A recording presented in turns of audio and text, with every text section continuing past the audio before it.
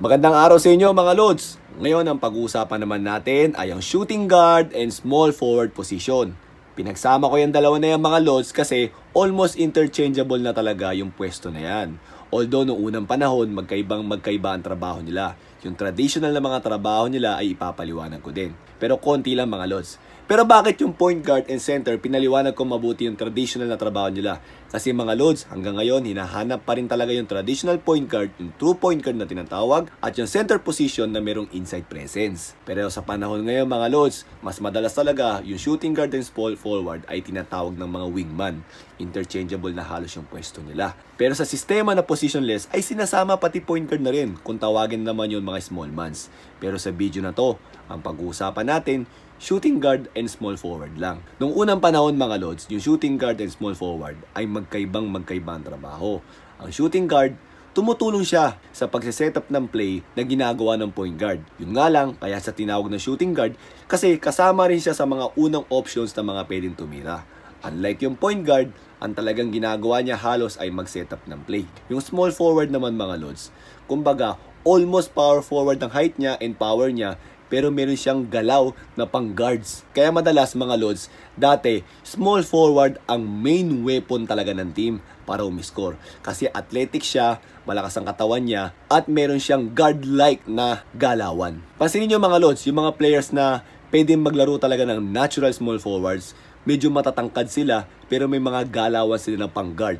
Kagaya ni Scottie Pippen, kagaya ni Kawhi Leonard, and syempre si LeBron James din. So sa panahon ngayon mga Lods, kung tawagan yung dalawa na yan, shooting guard and small forward, ay mga wingmans. Kasi madalas nakapwesto sila dito sa wing position ng court, offensively and defensively, at ito talaga ang nilalaro nilang pwesto, yung wing na yan, yung magkabila na yan. So mga Lods, ano nga ba ang trabaho talaga ng mga wingman? Kagaya ng sinabi ko mga Lods, marami ng trabaho ang mga wingmans ngayon, iba-iba na. So iisa-isahin natin yan. At maglalagay ako ng another video para lalo pang palawigin ang paliwanag sa bawat trabaho ng mga wingmans na yon. Pero ngayon, i-enumerate ko muna at konting paliwanagan lang. May mga wingman mga Lods na kung tawagin yung mga shooters. Sila yung talagang meron talaga silang natural shooting ability. May mga player kasi na mga Lods yung strict shooter kung tawagin o yung momentum shooter. Pagka-araw na to, maganda yung kamay nila, nakaka-shoot sila ng 3 points. Pero meron talagang mga wingman na kinukuha dahil sa shooting ability nila. May mga wingman din na mga slasher. Yung mga slashers na wingman mga Lods, sila madalas yung mga nakakapag-break ng defense nila dito at malakas silang umatake. At meron talaga silang threat na makashoot dahil sa pag-drive nila. Dahil dyan sa threat na yan mga Lods, nai-slash sila yung depensa, ay nakakapag-create din sila, nakakapasa. May mga wingman na yan ang trabaho, slasher. Meron din naman tinatawag ng mga defensive wingmans. Yung talagang mga magagaling silang dumipensa, kaya nilang mag-switch sa mga mas maliliit at kaya nila mag-switch sa mga malalaki. Kumbaga tawagin niya mga Lods, mga defensive specialist sa wing position. Kadalasan din mga Lods, yung mga energy guy ay nanggagaling din sa wingman. Yung mga talagang very pesky defender na kayang dumipensa ng point guard para magaras, at yung mga rebound pero kayang bumalik agad defensively. At may mga ilan din mga Lods na mga wingman na kaya din mag-point guard.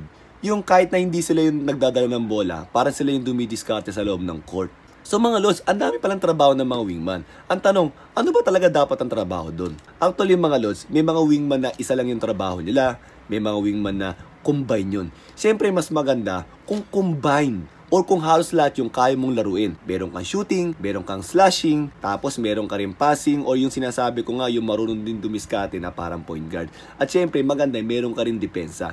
Pag lahat yung meron ka, mas malaki yung opportunity mo na kunin ng team. Kung ikaw, shooter ka lang, kailangan mga Lods, talagang sobrang shooter mo para kunin ka nila. Pero ang hindi pwedeng mawala dito mga Lods, yung depensa pa rin. So mga Lods, talagang very interchangeable talaga ang laruan ng mga wingman ngayon. Yung shooting guard and small forward, talagang napakadami nilang trabaho, napakadaming variety. Diyan minsan dumidepende kung anong gusto mong gawin na sistema sa team mo. Kasi sila halos yung gumagalaw Yung isa kasi, yung point guard setter, yung big man, sila yung may inside presence. Pero yung lumalaro doon sa kalagitnaan nun, marami yun. Actually mga Lods, medyo madali yung pwesto na yun kasi marami kang pwedeng pagpilian. Pero humihirap naman yan sa idea na dapat kung meron kang pinili ng type of gameplay mo, dapat eksperto ka ron. Kagaya na sinabi ko, kung iisipin mo na ikaw ay defensive specialist, kailangan talagang magaling na magaling kang dumipensa. Kung ikaw ay slasher, talagang dapat magaling ka talagang mag-slash. And kung shooter ka, dapat sobrang shooter mo. Specialist ka nga eh. Pero ang pinakamaganda talaga mga lods, ay halos lahat yung meron ka. Actually si LeBron James mga lods ganun eh. May shooting siya, meron siyang point guard skills, may depensa rin siya, at magaling din siya mag-slash. Ganun din si Scottie Pippen. Yung mga small forward na yun, yung mga wingman na yan, yan yung mga wingman na talagang pinag-aagawan ng mga team. Even Kawhi Leonard, di ba mga lods? So mga lods, ayan ang shooting guard and small forward. Very interchangeable yung pwesto nila. Yan yung mga guidelines na pwede nyong pag-aralan or pwede nyong idagdag sa mga laro nyo. Kung shooting guard and small forward position ka, maglalagay ako ng part 2 nito mga lods. Ipapaliwanag natin mabuti yung bawat pwesto niyan at ano ba yung kahalagaan ng pwesto na yan. Sana may sense to mga pinagsasabi ko mga lods at kung may mga katanungan kayo, just comment below. Thank you!